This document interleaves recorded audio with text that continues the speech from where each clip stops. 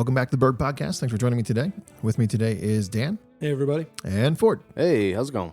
And we're talking about Ed Parrott. Ed Parrott has been with us for 10 years, but Ed has been in the construction industry. We were talking about this earlier. And I maybe, Dan, do you remember, was Ed on the podcast one time? I can't believe Ed would have been on the podcast. But that does sound surprising. when you asked me, it sounds like, no, that can't possibly be right. But I mean, man, I'd have to go back through the Archives. episodes, through the archives now, because it could have been a while ago. But because Ford asked me how long Ed had been with us, and I should have just looked it up. But I knew 10 years, but I also I thought the length of time he had been in construction in general. And I thought it was because he had been on the podcast one time, but I might be totally off. I feel like it was 40 years, 40 something. Yeah, that's Ford said roughly 40 years. Yeah. So, which is crazy. I mean, it's a long time. It's a long time. Yeah. It's a full career. It is. And a couple long stints. Yeah. He wasn't somebody that jumped around in my experience. I mean, and we've all, we've heard like funny stories about Ed. Yeah. Where he came from. He came from up in coal country. And I think he came down with Bulldog, right? That's how he got down. Yeah. He was Bulldog. I mean, from the way the story was told to me, I guess he was up there doing whatever and saw a post, or I guess back in that point, there wouldn't be a post, but it'd be a newspaper ad, and came down, applied, got the job, and was like literally living in an apartment waiting for, his family to come with him or whatever the scenario was. Like he was basically like coming down, like traveling for work way before that was a thing. Wow. And then was at Bulldog for a long time. And then when they transitioned, he came over with a couple other people from there and has been here ever since. Yeah. Yeah. Like one of the funny stories I remember, and it's Ed, is Steve and Ed got into it because Ed is meticulous. Ed is the person we've always said, if you were going to build your own house, you want Ed to do the work. I wouldn't put him on T&M if you're paying for it, but you'd want Ed to do it because it's going to be done right, and it's going to be overdone if anything else, and Steve beat him up a couple times because at Bulldog, from what I heard, because Steve would say I'm pretty sure water still runs downhill, doesn't it? Because Ed would want it perfect and Steve just wanted it to work, The other one is, remember when they built Ed Highway? The Ed Highway is going to outlast all of us. Sure. Yeah. So that entrance that he built at Secra, to make sure he bridged it. It's bridged. It's what, 14, 13? Well, it can't be. It's 10 years now. So it's like 9 years ago. 9 years ago. And They're still been moving dump trucks running off of that thing the whole time, and they've never had an issue. Yeah. We moved 200,000 yards on it after Ed built it. Yeah. I didn't have to build the next road. Now, Al also didn't let anybody charge him for the road because he knew the road was already built. There's no reason for it. Mm-hmm. We've done 2-3 projects off of that road. Myers did a project off of that road. Ed's Highway is it may outlast 41 itself. Oh yeah. Yeah. So, I don't know. I mean, there's just, I feel like there's a lot of funny things around Ed, because his nature, how meticulous he is, how perfect everything has to be, how he wants to do it. And he sets a really good role model for the guys in doing that. But it's also hard because the industry's changed around him, and sometimes the clients don't want to pay for perfect. They just want to pay for it to be done. Yeah. Yeah. And, Ed has been like a tremendous culture fit for us, right? Because he is kind of like a get it done type of guy, like till the job gets done, right? And he's been in a lot of different roles for us. Lead foreman, or excuse me, lead operator. I think he did kind of foreman for a short period of time. He's kind of played the role that we needed him to play when we needed him to play it. Yeah. So. Do you remember when we tried to set Ed up, that we thought Ed would be the perfect person to train people how to run the equipment? Like when we were our first rendition of trying to build like a training program. Yeah. And Ford, you want to comment on that?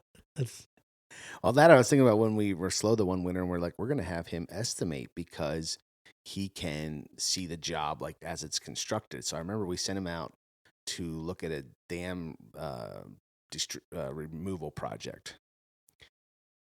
And it was like a pre-bid meeting. We're like, all right, it's like a 10 o'clock pre-bid meeting. We'll probably see him back here, by 12 o'clock or so. And he didn't come back that day.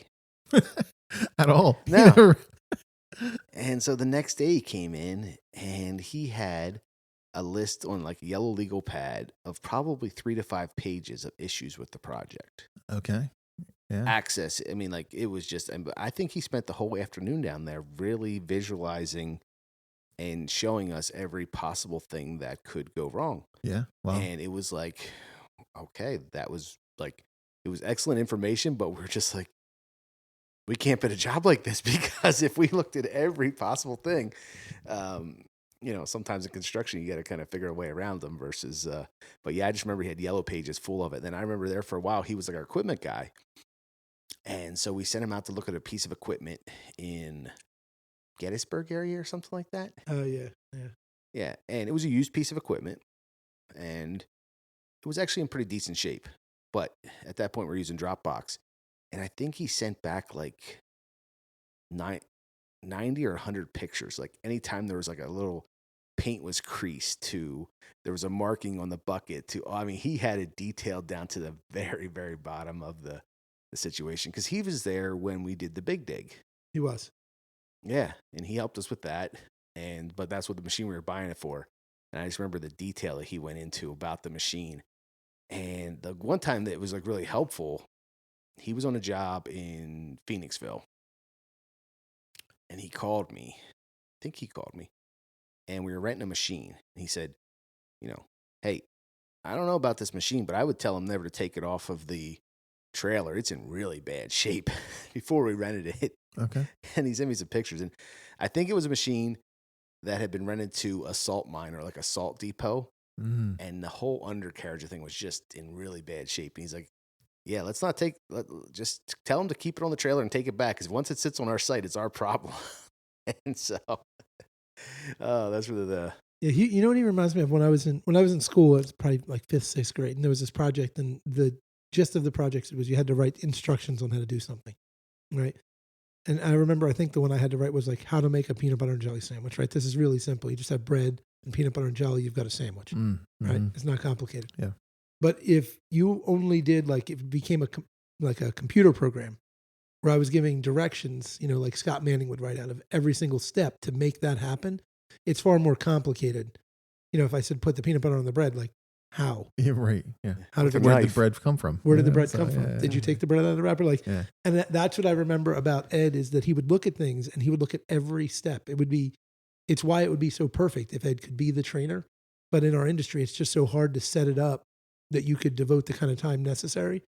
It would have been a similar thing. Ed would have built perfect operators who were prepared and knowledgeable and able to do it. But it's just It would have been 3 to 5 years. Yeah, but it would have been 3 to 5 years, to get it there, which is ironically Ed knew that. You know what I mean? Like, there's your seat I think time. Ed was looking at us like, why didn't you realize that? We were like, Yeah. well, we thought like, it's a 6-week process, Yeah, I kind was of get thinking, the basics in. Ed, maybe a week. You know what I mean? I give him a week. He should be able to. You can't whip him into shape. Yeah. Yeah. Yeah, no, it didn't work that way. It's like boot camp. Yeah, that's what I was picturing. It did not work that way. So I was Give him like a whistle and Well, I mean, he's like that. We see some of the different generations and how they were trained in this business because, he still shows up to the job site with a toolkit in his own vehicle. Like he has his own tools with him. Right. He has his own grease gun with him. He has all the layers of clothes you might need. You're never going to catch him. I remember he had this hat. I think it had like ears on it. Yeah. From back when we were doing Merc. Oh, it was like the flaps, right? It Yeah. was like fur. I do remember. It's kind of like the old hunting hat you saw, like a baseball cap, but it had like had the ear warmer fur things that ears flipped up that could like down. flip down and stuff like that. And he'd wear that hat.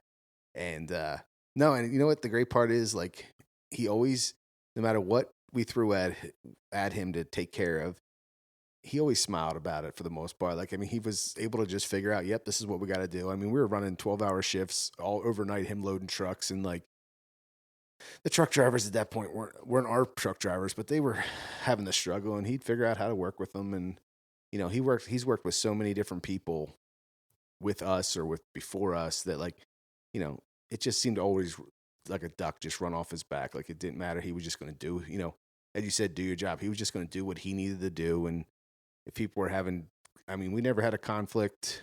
He never had a conflict. He just did his piece, and the people around him did what they did. He wasn't worried about what they were up to. No, and even Ed's, it's I don't want it to come off wrong when I say that when you have an employee like Ed, you see him when you set it up to have an event where you would see Ed. If I don't make an effort to see Ed, I don't know where it is. He's in a piece of equipment doing something we should do somewhere we should do it. And I have no idea. I'm not going to hear from him. He's not going to call me. He's not going to, not because he doesn't want to, because he's self-sufficient. He understands the role. He understands the jobs he's supposed to do. He doesn't view anything as a problem. He just works his way through it, you know?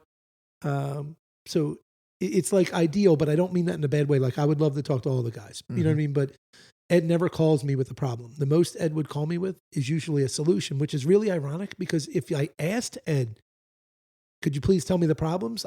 Then I better have a lot of time because Ed would tell me a lot of problems that he would see on a job, but he wouldn't like call me to complain about the problems. I would have to ask him before he'd take it off of his plate, even as an operator.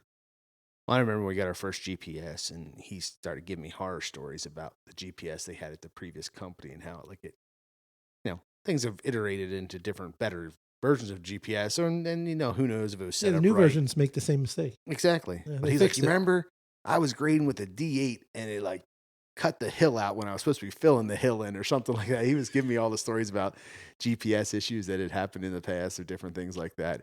And, he's just the consummate professional, and his ability to just get things done, allows you to be able to do other things and not have to micromanage or really spend time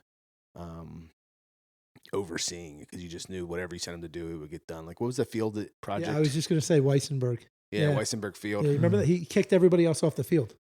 He said he was just going to, let me finish it myself. I'll just finish it myself. Yeah. Unless he's with Greg. Right. Yeah. If he's with Greg, they're like thick as thieves, those two. They're very similar in their approach and their professionalism. And, both of them are not moving the fastest, but you may lose a race to them. Mm-hmm. You know what I mean? It's like that odd, like we always said, like we got our cowboys on the dozers and they think they're so fast, and Greg looks slow until they're done. Until Greg's done and cleaning up your mess and you're not done yet. Right. You know what I mean? And then all of a sudden you realize you weren't it's that fast. the old slow is smooth and smooth is fast. Yes, Yeah. it is. Yeah. Yeah, it is. So. Yeah. And his ability to run everything, right? I mean, like realistically, we don't have a machine. Do you remember the road grader? Remember when we had the moto grader? And we were like, well, who can run a moto grader? And they said Greg and Ed. And so, Ed's running the moto grader, and it wasn't going, I think it was Ed. It wasn't going fast. And like Ford and I thought it should go faster. And we found out that the controls were completely backwards, but Ed just ran them backwards. Remember that? Just figured it out. He didn't flip them over because he didn't want to stop and waste time. He just ran them with them back. And he was like, well, all the controls are completely backwards. So that's a really complicated machine that would have not even moved had I been the one running it. And Ed figured out how to run it with the controls. With the controls being backwards. With the controls being backwards. Yeah. No, I mean, I think in the long and the short of it, just honored that he was, worked with us for so many years. He helped us out. He had a wealth of knowledge when we didn't have knowledge. And when we goofed up, he didn't, there wasn't like a pointing fingers. He was just like, all right, let's figure it out. I mean, like that road for Ed, he followed the spec to the point of what it was supposed to be. And, that was a bidding mistake on my part and whoever bid it at that time. I think it was somebody, I forget. Was that, could have been Dave one. It could have been me. I don't think so. But whatever. But we didn't read the spec. That one was me. I think it said minimum of 8 inches of stone. That's you have to a remove shout out to Al Roman. Yeah. A minimum of 8. I didn't actually tell you what you had to do. Just I told you the minimum. Right. Yeah, that's nice. But the topsoil was like 18 inches deep, so we were putting 3 times as much stone in there as what we needed to. What we quantified is what it was, because it said 8 inches. We figured, okay, 8-inch stone, let's go, and it was 2 foot of stone. It was more stone than that. It's solid though. Tell you what, you could drive anything on that road. Oh yeah. So Ed's retiring, and we've had a couple guys retire now from Bird Construction. And we say relatively young company, but we just talked about it not too long ago on the podcast. In 20 years, I don't know if you can still call yourself young at 20 years, but when your longest tenured employees are 10, 11-ish years, and you've only had a couple guys like leave because of retirement, we're starting to get to that spot where we're helping guys. We've talked a lot about as an organization about like graduating young people, right? Like giving young people the chance to grow quickly because of the nature of our business model. And this is really for the first time, really. I mean, the guys who have retired here were kind of short terms, right? They They came came in in, that way. they came in relatively close to retirement. They helped us tremendously in spots that we needed help, but they didn't spend a big chunk of their career here.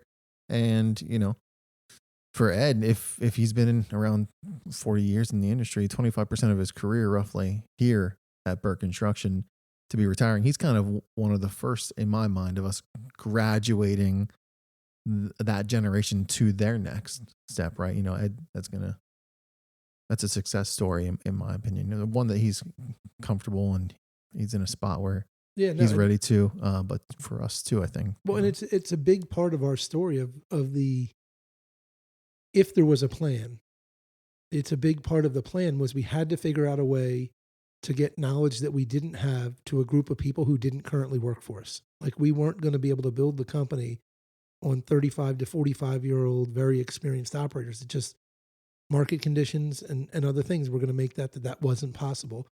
And Ford was ahead of the curve enough to identify that if we brought in guys with a lot of experience and kids with no experience and we put them together, the guys with the experience, if we had the right ones, would teach the kids how to run the stuff. And in 10 years, we'd have some operators who were 30 something to 40 something with a lot of experience. And we're getting there. Mm-hmm. But Ed is the first of those guys that's gonna call it a day. You know what I mean? And that's, I mean, it's amazing to me. You know what I mean? My dad, that was my dad. My dad worked whatever it was, 40, 50 years, I think, 40 something, 45 or 50 at the same place. And it's something that doesn't happen now, but you know what I mean? Ed worked a long time and he worked at 2 places. It's amazing. He did a great job everywhere he was. And you'd be hard pressed to find somebody to say a bad word about Ed. Mm-hmm. You just would. Another funny story I just thought about. Remember when he went on the cruise? Do you remember that? He went on a cruise one year, and I don't remember the exact details, but there's something about his passport didn't work or something happened, and he had to like sit in the Miami like airport trying to figure out, like, it was this whole ordeal. It was like the first time he was going on a cruise. Like he was really looking forward to it, but I don't think all like the details, because he didn't do a lot of traveling, was in play. And I remember coming back and it was just like, oh, well, it didn't work out quite as well as we had imagined it working or something like that. The understatement of the year from Ed there. But no, I mean, I think that, we were lucky with some of the people that were willing to take a chance on us. With their experience, they could have gone pretty much anywhere, and they were willing to teach people. And some of the teaching is not them like standing there, but like just people watching and seeing how they did it, how they prepared, how they did that kind of stuff. Leading by example, for Yes. sure. Not necessarily instructing, but yeah. Yes, not giving a rule book, but just be like, hey, he's going to go do it, and keep an eye on him. And if you watch him long enough, you'll figure out the process of how this gets done. Yeah, for sure. Yeah. So he was a great fit, and Wish him well. I wish him well. He'll be working on 8N tractors, and who knows what he's up to. Yes. He didn't give us that plan. You can keep an eye on him for us, right? We're neighbors, so we're not next door neighbors, but we live close to each other. So I see him walking the dog a lot. All right, we just keep an eye on him for us there. Yeah. He'll be regrading the yard out back. You'll find him doing something. Yeah, you know what you do, Brian? I've got that drainage issue in my backyard. You know what you do is you just set a machine back there and just tell Ed it's there. Be like, I know you're. Yeah. I mean, if you want to run it, just to run it a couple hours a day, I'll let you. Yeah. You might as well, right? You're probably bored. So. Well, one other funny story that didn't really get in here to the office, but so Ed's daughter works with my wife's sister at a pharmaceutical company, and we found out some weird way that it was tied to, but like, how like the world's so small type thing. And I remember her, like, my sister-in-law saying like, oh, I'm like, how on earth? Like, she lives in New York. Like, how does she even know any about this? And it was because Ed's daughter worked with her, and like, it was this whole connection. It was like, this is kind of Willy Wonka factor that like somehow they figured it out like way over there and tied it back to stuff that was happening. It's a little old Burke Construction. Yep, it's craziness. Little old Morgantown, PA. Yep, center of the universe for at least 3 people. Well, that's probably a good place to wrap it up. We've had a chance to say it in person, but say it here publicly. Thank you, Ed. Thank you for your contributions. Thank you for taking a chance on us and bringing all of that experience and knowledge and passing it along to all the people that you've touched along the way. So Good luck. Good luck. Thanks, Ed. Thanks for joining us, folks. We hope you got something from this, and we hope you come back soon.